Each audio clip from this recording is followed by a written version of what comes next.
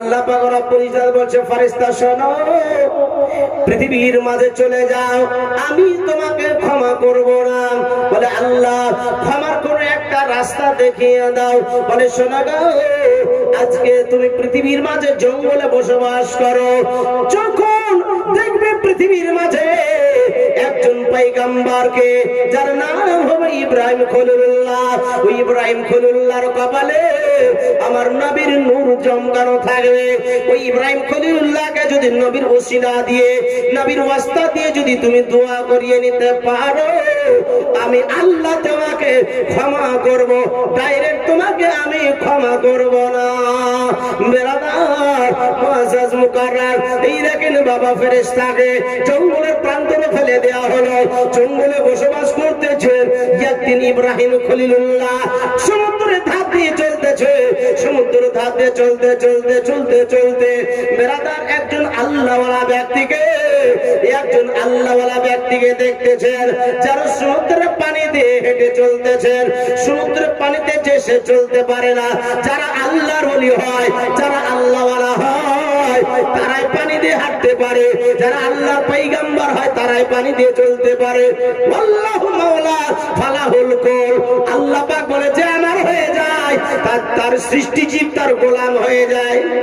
সুবহানাল্লাহ, যে আমার হয়ে যায়, সারা পৃথিবীর সৃষ্টি জীব তার গোলাম হয়ে যায়, চাকর হয়ে যায়। আগুনও পোড়াতে পারে না, পানিতে ডুবাতে পারে না, তুফানে ক্ষতি করতে পারে না, ঝড়ে ক্ষতি করতে পারে না, আর সেই ব্যক্তির কোনো ক্ষতি হতে পারে না। তো আল্লাহওয়ালা ব্যক্তি পানি দিয়ে হেঁটে চলতেছেন।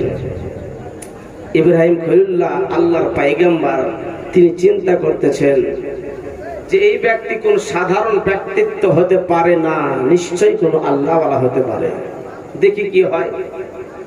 আল্লাহর পয়গম্বর ইব্রাহিম খলিলুল্লাহ এই দেখেন বাবা, তিনার পিছু পিছু হাঁটতে আরম্ভ করলো। চলতে চলতে চলতে চলতে সমুদ্রের মাঝখানে যখন গেলেন, সমুদ্রের মাঝখানে যাওয়ার পরে একটা 3টা গুম্বদওয়ালা মসজিদ দেখতে পেলেন। 3টা গুম্বদওয়ালা মসজিদ দেখতে পাওয়ার পরে যেন আপনার দেখছে 3টা দরজাও রয়েছে মসজিদের, মাঝখার দরওয়াজাতে তালা মারা রয়েছে, তালা মারা রয়েছে, চাবি কোথায় পাবে? আল্লাহ কি করলো বাবা, যেন আপনার তালাতে হাত দিয়ে বললেন বিসমিল্লাহির রহমানির রহিম, আর সঙ্গে সঙ্গে তালা খুলে গেল। আমরা খেতে বসে বিসমিল্লাহ ভুলে যাই, যে খেতে বসে বিসমিল্লাহ ভুলে যায়, যেই খাবারে বিসমিল্লাহ বলা হয় না, ওই খাবারটা শয়তানে ঝোটা করে দেয়, শয়তানে এঁঠো করে দেয়, মুসলমান শয়তানে ওই খাবারে অংশগ্রহণ করে দেয়। কোনো বান্দা যদি আপনার বিসমিল্লাহির রহমানির রহিম পাঠ করে, সঙ্গে সঙ্গে শয়তান সেইখান থেকে পালিয়ে যায়। আজকে প্রত্যেকটা আপনার রাসূলের প্রত্যেকটা কথাকে বৈজ্ঞানিকরা রিসার্চ করতেছেন বাবা, কেমন করে রিসার্চ করতেছে আজকে লক্ষ্য করে দেখুন। মুসলমানেরা যখন হাজি তোলার সময়তে আমরা কি বলে, রে বাপ রে, হাজি উঠলে বলে আরে বাপ রে, তাই বলে না, বলে না, গালিও দি যে হাজি উঠার টাইম পাই না নাকি। কিন্তু মুসলমান শুনে নেন, যখন হাজি তোলে, হাজি তোলার কারণে একবার হাজি তোলাতে শরীর থেকে যেন 100-র অধিক রোগ নির্গত হয়ে যায়, শরীর থেকে 100-র উপর রোগ বের হয়ে যায়। এই জন্য হাজি তোলার সময়তে আপনাকে আলহামদুলিল্লাহ পাঠ করতে হবে। কি পাঠ করতে হবে? আলহামদুলিল্লাহ পাঠ করতে হবে। বৈজ্ঞানিকরা রিসার্চ করলো মুসলমানেরা আজকে হাজি তোলার পরে কেন আলহামদুলিল্লাহ পাঠ করে। বৈজ্ঞানিকরা রিসার্চ করে দেখলো যে এই জন্য আলহামদুলিল্লাহ পাঠ করে। আলহামদুলিল্লাহ পাঠ করার কারণ এটাই যে 100-র অধিক রোগ শরীর থেকে বের হয়ে যায়। এই জন্য আল্লাহর শুকরিয়া আদায় করে। একবার জোরে বলুন সুবহানাল্লাহ। মুসলমান আজকে বৈজ্ঞানিকরা রিসার্চ করলো আল্লাহ রাসূলের কথাকে, কি এই কথা রিসার্চ করলো। আমরা খাবার সময়তে বিসমিল্লাহ পাঠ করি, খাবার মাঝে মাঝে লাকাল হামদ লাকা শুকর পাঠ করি। খাবার দোয়া যদি ভুলে যায়, এই খাবার মাঝে একটি দোয়া আছে বিসমিল্লাহি আউয়ালাহু ওয়া আখিরাহু, আমরা দোয়া পাঠ করি। খাবার প্রথমে আমরা দোয়া পাঠ করি আল্লাহুম্মা বারিক লানা ফিমা রাযাকতানা ওয়া কিনা আযাবান নার বিসমিল্লাহি ওয়া আলা বারাকাতিল্লাহ। দোয়া যদিও না জানে কমসে কম বিসমিল্লাহ পাঠ করবেন। আমরা বিসমিল্লাহ পাঠ করতে ভুলে যাই। এই মুসলমান, যখন খাওয়া শেষ হয়ে যায়, খাবার শেষে আমরা থাল চেটে খাই কিনা? আমরা কিন্তু অনেকে থাল চেটে খাই নি, ওই মানে খাবার খেয়ে লাস্টে ভাতও নষ্ট করি আমরা। আল্লাহ রাসূল বলেন, তোমরা খাবার যখন খাবে খাবার থালটা চেটে খাও। কেন? ওই খাবারের শেষের যে জিনিসটা থালটা চেটে খান, ওটার মধ্যে ফ্যাট আছে, ফ্যাট ভিটামিন আছে। জোরে বলুন সুবহানাল্লাহ। মুসলমান, আল্লাহ রাসূল বলেছে তোমরা মুছে খাওয়ার পর আঙ্গুলগুলোকে চুষে চুষে খাও, আঙ্গুলগুলোকে চুষে চুষে খাও। কেন? বৈজ্ঞানিকরা রিসার্চ করতে গেল মুসলমানেরা আজকে খাওয়ার সময়তে কেন আপনার আঙ্গুল চুষে চুষে খায়? বৈজ্ঞানিকরা রিসার্চ করে উত্তর পেল। কি উত্তর পেল?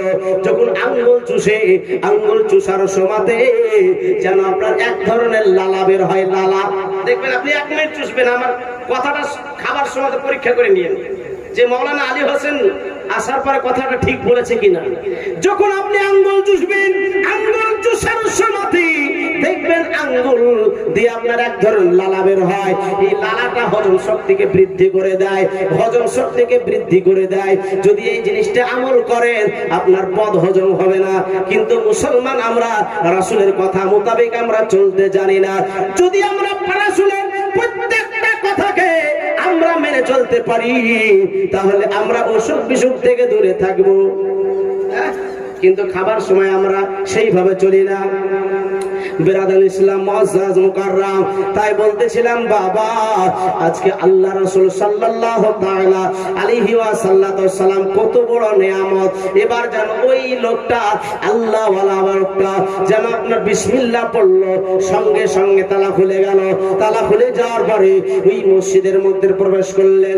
মসজিদের মধ্যে প্রবেশ করার পরে আপনারা দেখতেছেন ইব্রাহিম খলিলুল্লাহ তিনিও মসজিদের মধ্যে প্রবেশ করলেন। মসজিদের মধ্যে প্রবেশ করার পরে বাবা, আল্লাহর ওলি, আল্লাহওয়ালা ব্যক্তি 2 রাকাত নফল নামাজ পড়লেন। নফল নামাজ পড়ার পরে কিছুক্ষণ জিকির আজকার করলেন। জিকির আজকার করার পরে আল্লাহর পয়গম্বর ইব্রাহিম খলিলুল্লাহ তিনিও 2 রাকাত নামাজ পড়লেন। নামাজ পড়ার পরে আল্লাহর দরবারে যেন 2 হাত তুলে দোয়া করলেন। দোয়া করার পরে আবার যেন মসজিদ থেকে বের হয়ে গেলেন। আল্লাহর পয়গম্বর ইব্রাহিম খলিলুল্লাহ তিনি আগেই বের হয়ে গেলেন। বাবা, আল্লাহর ওলি তালা মেরে দেওয়ার পরে আবার পানিতে হাঁটতে আরম্ভ করলেন। হাঁটতে হাঁটতে হাঁটতে হাঁটতে বাবা, আপনার যেন ইব্রাহিম খলিলুল্লাহ তিনিও চলতে আরম্ভ করলেন। চলতে চলতে এবার যেন কাবা শরীফের সন্নিকটে পৌঁছালেন। আল্লাহর ওলি কাবা শরীফকে যেন আপনার তওয়াফ করলেন। কাবা শরীফকে তওয়াফ করার পরে আল্লাহর পয়গম্বর ইব্রাহিম খলিলুল্লাহ তিনি আপনার কাবা শরীফকে তওয়াফ করলেন। কাবা শরীফ তওয়াফ করার পরে এবার দুজনের সঙ্গে সাক্ষাৎ হলো। ইব্রাহিম খলিলুল্লাহ যেন আল্লাহ ওয়ালা ব্যক্তিকে জিজ্ঞাসা করে, ও আল্লাহ ওয়ালা আপনি কে? বলে, আমি হচ্ছি একজন ছোটখাটো নগণ্য বান্দা। এত বড় আল্লাহ ওয়ালা ব্যক্তি সমুদ্রের পানি দিয়ে হেঁটে চলে যায়। ওই ব্যক্তি বলতেছে আমি একজন ছোটখাটো বান্দা। যে নিজেকে প্রকাশ করতেছে না, অহংকার দেখাচ্ছে না। কিন্তু আমাদের মাঝে দেখা যায় যদি একটু টাকা পয়সা আলা হয়ে যায়, যদি একবারে বডির বুতাম খুলে দিয়ে মোটরসাইকেল 100তে চালায়, যে টাকা পয়সা হয়ে গেলে অহংকারে আর মানে পা মাটিতে ঠেকে না। আরে আপনাদেরকে কি বলবো, আমাদের মধ্যেই মৌলবীদের মধ্যেই এরকম আছে। অহংকারে যদি একটু বড় বক্তা হয়ে যায়, যত একটু যদি মুফতি নাম করা একটু মুফতি হয়ে যায়, আর কিছু আপনার ওই পটল মার্কা বক্তা আছে, বুঝতে পারলেন কিনা?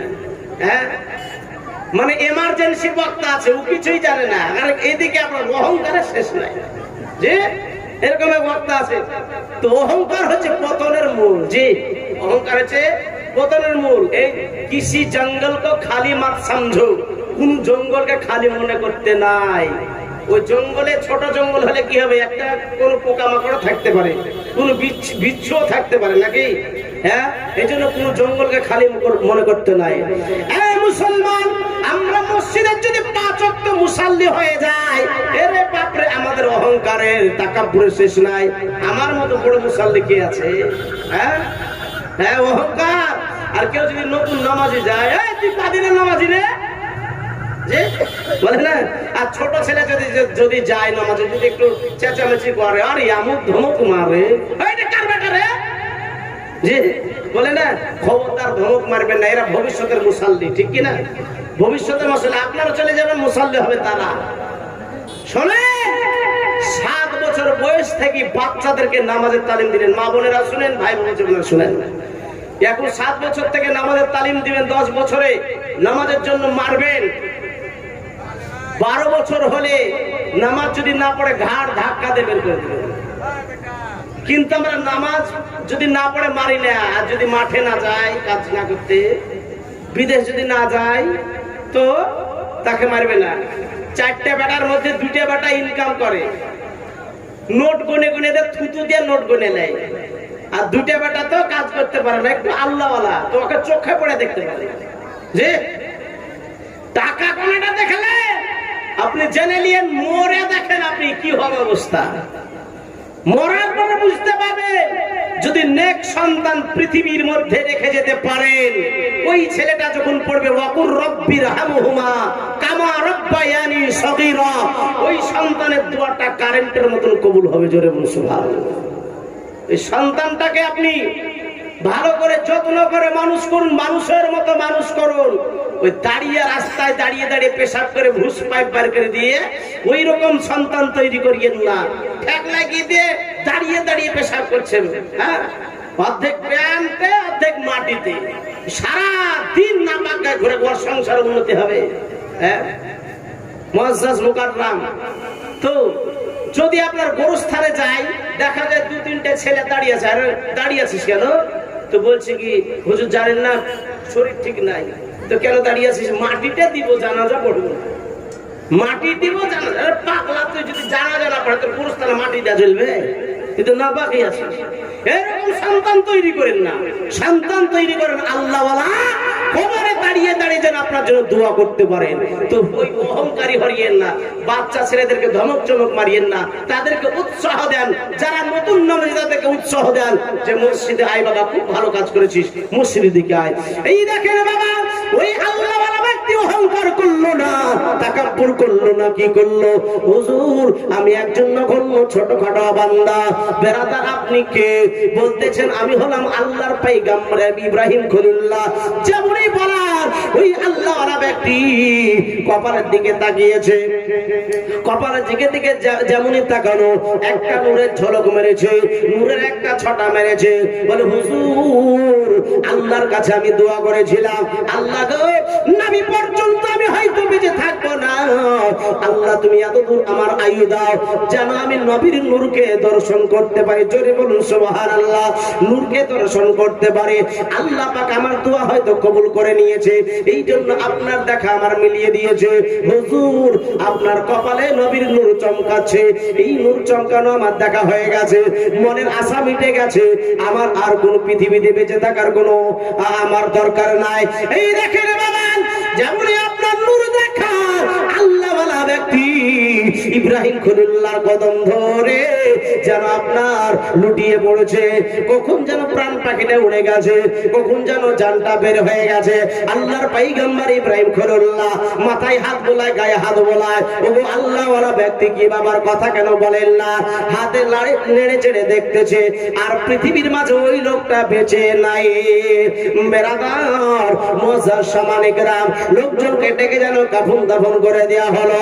আল্লাহর পয়গম্বর ইব্রাহিম খলিলুল্লাহ ওইখান থেকে চলতে আরম্ভ করলো। বাবা, চলতে চলতে সমুদ্র ধারে চলতে চলতে ওই যেই জায়গাতে আল্লাহর ফেরেশতাকে জঙ্গলে যেন নিক্ষেপ করা হয়েছিল, যেই জঙ্গলে ফেলা হয়েছিল, বাবা, আল্লাহর পয়গম্বরকে আল্লাহ তাআলা ওই জঙ্গলে নিয়ে যাচ্ছে। জঙ্গলে নিয়ে যাওয়ার পরে বাবা কি দেখতেছেন? একজন অচেনা অজানা একজন দানব, যেন চেহারা যেন কুৎসিত চেহারা, ভয়ঙ্কর চেহারা। আল্লাহর পয়গম্বর মুখটা যেন ঘুরিয়ে নিলেন। মুখটা ঘুরিয়ে নিয়ে যেমন নিয়েছে, আল্লাহর ফেরেশতা ডাক দিয়ে বলতেছিল, আল্লাহর ফেরেশতা ইব্রাহিম খলিলুল্লাহ, আপনি মুখটা কেন ঘুরিয়ে নিয়েছেন? বলে, তুমি কে? জিন না দেও না ভূত?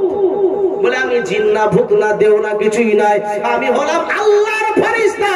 বলছে, আল্লাহর ফেরেশতা যারা হয় তাদের দুইখান মোরানি ডানা হয়, তাদের চেহারা ঝলকময় চেহারা হয়। ওগো আল্লাহর ফেরেশতা, তোমার কেন এই চেহারা? ওই ব্যক্তি সমস্ত কথা খুলে খুলে বলতেছে। কি বলতেছে? ওগো আল্লাহর পয়গম্বর ইব্রাহিম খলিলুল্লাহ চতুর্থ আসমানে আল্লাহ পাক নবীর মিলাদ করতেছিলেন।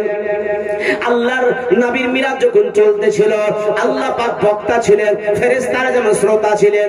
ওই টাইমে আল্লাহ পাক রব্বুল ইজ্জাতকে আমার এক মুখ দিয়ে একটা কথা বের হয়েছে। কি কথা বলেছিল?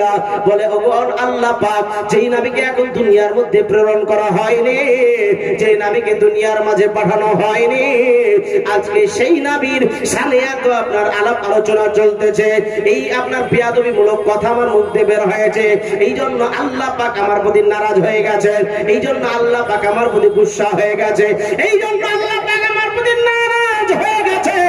নারাজ হয়ে গিয়ে এই জঙ্গলের মাঝে প্রেরণ করে দিয়েছে। তবে আমাকে একটা সুযোগ দিয়েছে, আমাকে একটা সহজ পথ দেখিয়ে দিয়েছে। হুজুর, আপনার অপেক্ষায় রয়েছি। হুজুর, আপনার কপালে যে নবীর নূরটা রয়েছে, ওই নূরের ওসিলাতে, অর্থাৎ নবী জামান পয়গম্বর আজম রাসূল আকরাম সাল্লাল্লাহু তাআলা আলাইহি সাল্লামের ওসিলা দিয়ে, নবীর ওয়াস্তা দিয়ে যদি একটু দোয়া করে দেন, তাহলে আমি মাফ পেয়ে যাব, তাহলে আমি নিষ্কৃতি পেয়ে যাব। হুজুর গো, একটু আমার জন্য আল্লাহর দরবারে দুহাত তুলে নবীর ওসিলা দিয়ে, নবীর ওয়াস্তা দিয়ে একটু দোয়া করে দেন, তাহলে আল্লাহ পাক আমাকে মাফ করে দিবে। আল্লাহর পয়গম্বর ইব্রাহিম খলিলুল্লাহ আল্লাহর দরবারে দুহস্ত তুললেন। দুহস্ত তোলার পরে বাবা আল্লাহর দরবারে দোয়া করলেন। সঙ্গে সঙ্গে দোয়া কবুল হয়ে গেল। মুনাজাত শেষ হতে না হতেই বাবা সঙ্গে সঙ্গে বাবা দোয়া কবুল হয়ে গেল। এবার আল্লাহ পাক রব্বুল ইজ্জাত ওই ফেরেশতাকে নুরানি ডানা ফিরিয়ে দিল, ওই ফেরেশতাকে নুরানিময় চেহারা ফিরিয়ে দিল। মুসলমান এবার আপনাদেরকে বলতে চাই, যারা আল্লাহর নবীর সামনে বেয়াদবি করে, যারা আল্লাহর নবীর সামনে কটূক্তি কথা বলে, আল্লাহ পাক কি তাদেরকে ক্ষমা করবেন? একটু জোরে বলুন। যে ক্ষমা করবে আল্লাহ নবীর সামনে যদি বেয়াদবিমূলক কথা বলে? যে আজকে আমরা আহলে সুন্নাত ওয়াল জামাতের মানুষ, আজকে নবীর প্রেমে, নবীর মুহাব্বতে আজকে এই জাশনের জুলুস বের করি। জাশনের জুলুসে বের হলে 100 বছরের নফল ইবাদতের নেকি হয়। জোরে বলুন সুবহানাল্লাহ। এই জাশনের জুলুসে বের হলে আল্লাহ খুশি হয়। ফেরেশতারা মিছিল বানিয়েছে, জুলুস বানিয়েছে, ফেরেশতারা আপনার জুলুস বানিয়েছে। আমরা আহলে সুন্নাত ওয়াল জামাতের মানুষ, আমরা জুলুস মানাই। হে মুসলমান বেরাদার ইসলাম, এই নবীকে আমরা মুহাব্বত করব, নিজের জানের চাইতে বেশি ভালোবাসবো। হে মুসলমান, এই দেখেন ইব্রাহিম খলিলুল্লাহর নূর, তিনার কপালে নূর থাকতে থাকতে পরিবর্তন হয়ে যেন আপনার আব্দুল্লাহর কপালে, আব্দুল মুত্তালিবের কপালে, আব্দুল মুত্তালিবের কপালে থাকতে থাকতে আব্দুল্লাহর কপালে। এর পূর্বে আপনার ওয়াজ শুনলেন মুসলমান, এই আব্দুল্লাহর কপালে নূর থাকার জন্য আব্দুল্লাহর ইজ্জত সম্মান বৃদ্ধি হয়ে যায়। আব্দুল্লাহ যেদিকে যায় বাবা সেদিকে তার সম্মান ইজ্জত বাড়ে। ওই